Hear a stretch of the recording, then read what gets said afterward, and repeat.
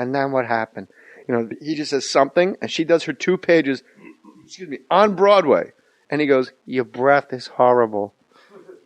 Oh, my God, your breath is horrible. And they finished the play, and they fucking got him out. He got fired. That's the best. Like, he was that, like, if we're going to act, I have to at least act like your breath fucking stinks. Well, that's the school. I mean, Pacino, they all came out of that school, which was the method where you just had to use your surroundings and you used whatever's happening, and that's what brought, they said, reality to the moment. You know, like Philly's jersey. Where do you get your balls to walk around L.A. King Town? Ralph Garman, by the way, walks up the street in the Palisades, Philly sweater. Flyers, yeah, my Flyers sweater. Flyer sweater, and like a sweeper, like a leather jacket, like Benny Blanco from the Bronx. It's fucking 87 degrees out. Donnie Brasco. That's what I say. Ooh. Hey, Donnie, you want to go outside and maybe do some shots of alcohol with each other? I'm realizing now, I have no idea why a Louis Guzman impression in front of a live audience makes more people happy than Colin Quinn, Keitel combined.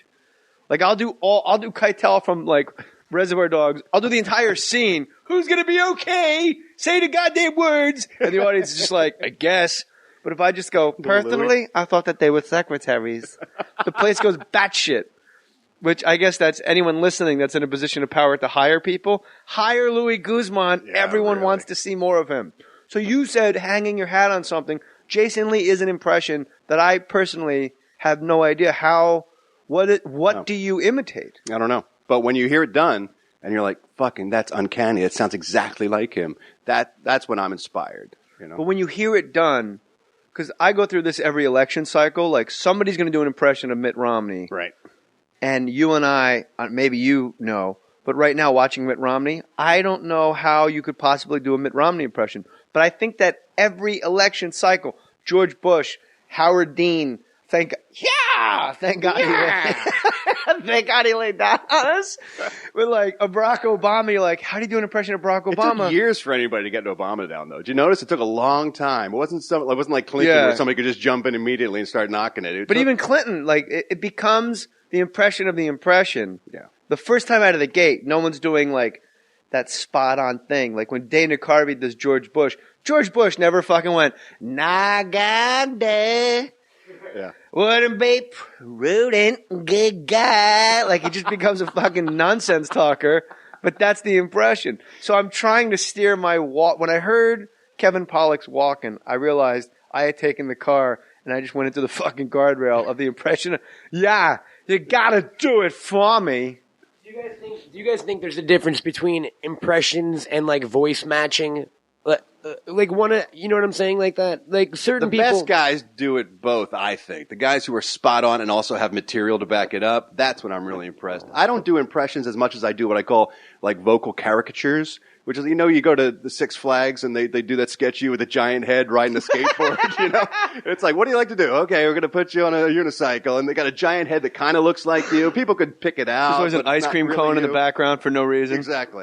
I pick one thing, I blow it way out of proportion, and people can sort of connect to it. And then I try to be as funny as possible doing that, but I'm not the guy who has the spot on. Like Frank Caliendo does some amazing So that's definitely an impressionist, is what you're saying. I think the answer is that so there is a difference, I think we agree, that you and I are impressionists and other people are voice, what was the word you used?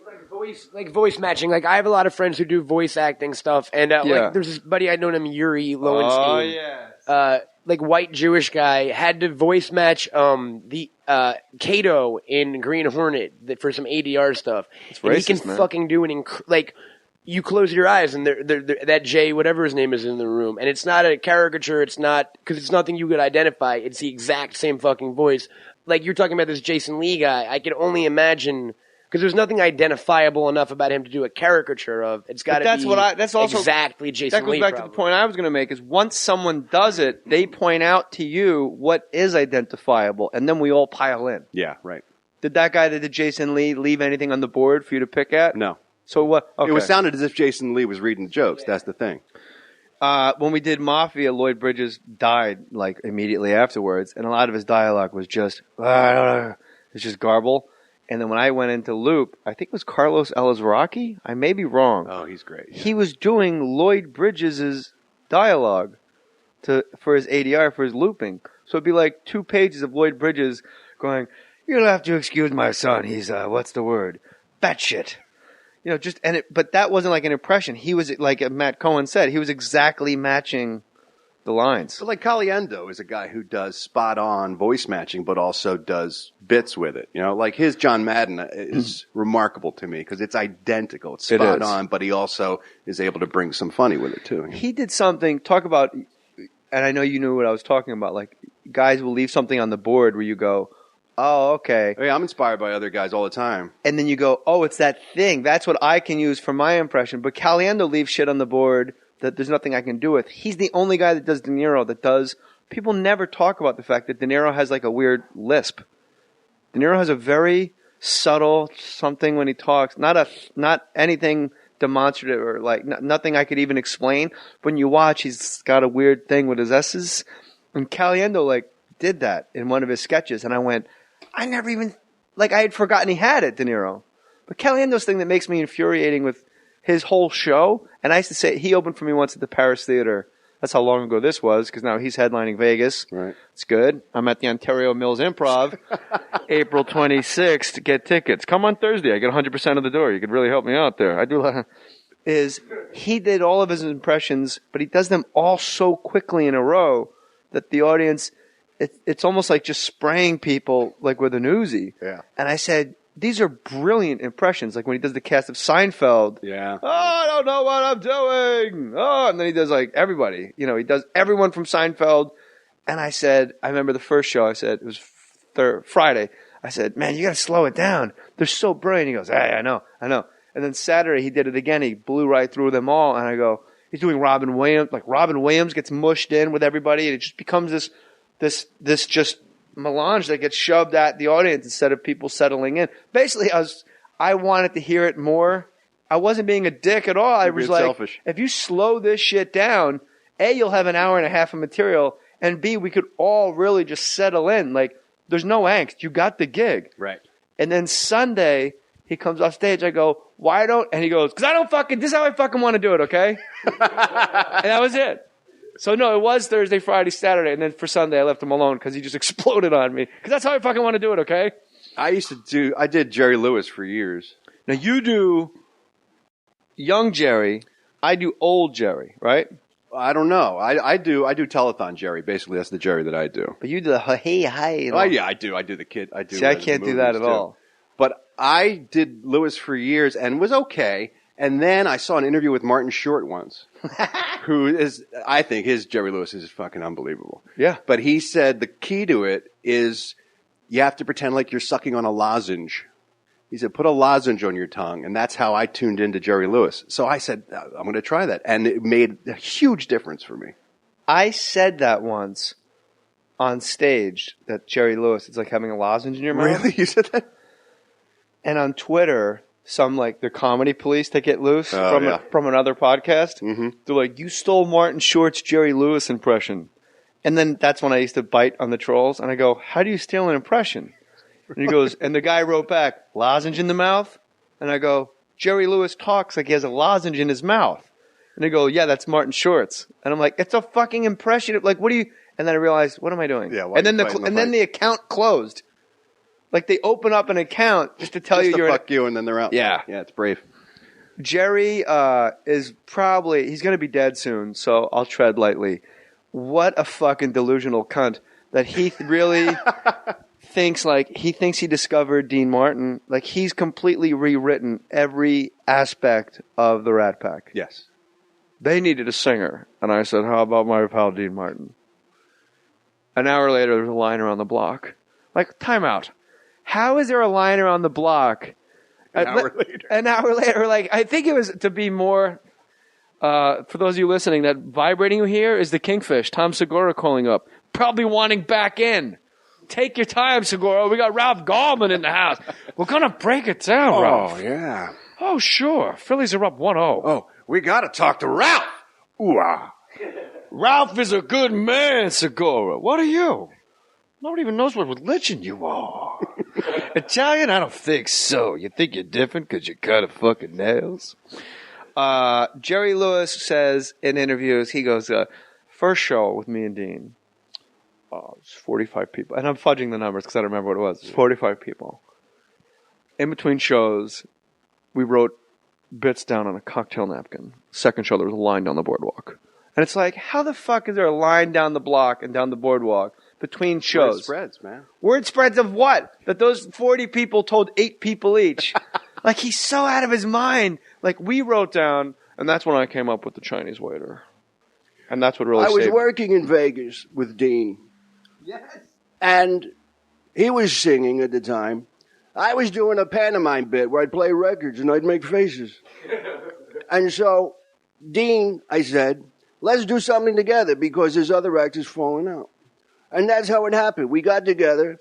And from that moment on, it was kismet. He was like a brother to me. And I'll tell you, I think of him every day. And I miss him. I was just going to say, you got to start crying.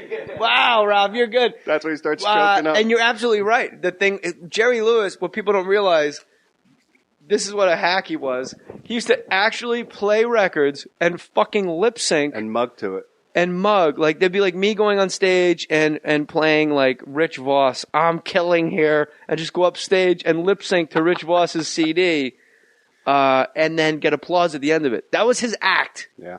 And then, the whole thing is another act fell out. You do a great Jerry And the Lewis. next thing I know, there we were, the biggest act in show business. Lying down the block, you couldn't get a ticket. You couldn't get a seat when we were performing.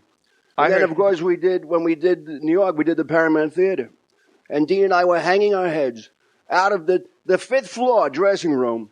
And I said to him, you see those people? That's love. Have you seen interviews where he sort of takes credit for discovering Dean? Oh, yeah, absolutely. My favorite one of all is an act fell out, and I said, well, how about my pal Dean Martin? Yeah. And it's like, what? Dean Martin was mobbed to the top of his fucking head Yes. in Steubenville, Ohio. He was never not going to work. No, he was was- headlining from the minute he started. Because the mob made sure he was headlining. Right. And then, oh my God. And when they did those Hal Wallace movies, I'm sure you know all this, but we'll just reset it for the listeners. They had a big problem because Dean was with Jerry, and they wanted Dean, like My Cousin Irma, and Cousin Irma Goes West, and Yeah. Beneath the Planet of My Cousin Irma, or My Cousin Irma Returns. They really would have meetings, and it's in the book Dino by Nick Tosches. They'd say, well, what are we going to do about the monkey? Right. They couldn't figure out, like, what are we going to do? Because you got Dean, and He's the this- love interest. He's going to meet the He's girl. Montgomery Clift. He's this hot leading man. Everything's effortless, Pally. That's right. Oh, Ralph Garman. You sure I'll got tell you, it's great to be here with you, Jay, because I've never been so sober in my life talking to one person. I got enough gas to go to Pittsburgh. Ooh, how old these people get in my room? I love when Frank would steal Dean's jokes and kill. Yeah. It's just so like, you're just a shameless bully. Like, Frank always wanted He's people. Frank. He could do it. He really could. Yeah. Frank wanted everybody to think he was all mobbed out, like, and then I'll come down and punch you in the nose, kid. I don't know why I did John Wayne as Frank. Apparently I can't do Frank anyway, but I can do Don Rickles. That's good. Jay Moore sitting doing Frank with a boil on his head. But you know, gang, it's good. Matt Cohen's on a treadmill.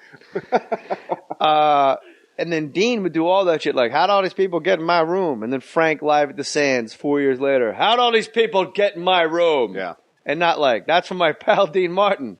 Nope. Dean was super funny. Of course, you've heard. I'm just assuming you are like a cultural touchstone guy, like in my wheelhouse, and like in Matt Cohen, because you go the comic book nerds. You go that route too. We're like, I don't know if you've ever heard, like, chances are you fucking have heard. Yes. The Cafe Villa Venice CD. It's Frank, Dean, and Sammy Yes. live at Cafe Villa Venice, and the listeners. Plug alert, you can go to jmoore.com, click the Amazon link, and you can buy the Rat Pack live at the Cafe Villa Venice. Also, if you're buying stuff on jmoore.com through Amazon, if you've already purchased something through the website, clear your cookies. People have been telling me up on your browser because Clear it your cookies. resets and Jay gets some more credit for it. So yeah, if you're making multiple purchases, reset your cache and your cookies and all that fun nerd stuff. Yeah, a lot of people have been tweeting like, "What about my cookies? What happened? What did people do?" And I'm like, "I don't know what the fuck you're talking about, nerds, computer nerds." Now, who was that you were just doing? Jackie Gleason doing Art Fern. That's Johnny Carson stealing Jackie Gleason doing Art Fern. You know who I thought you were doing? Eugene Levy stealing Johnny Carson, stealing Jackie Gleason's heartburn with the one crooked eye. Me have teepee, need squaw. Get the slots and cut up. Get out, cut up your slots and get back in your car. Cafe Villa Venice, they toured together, Frank, Dean, and Sammy. They did 16 free shows as mob payback to Sam Giancana because Dean could not get out of his contract with Jerry. Right. And if you read any Dean biographies, Dean, as you know,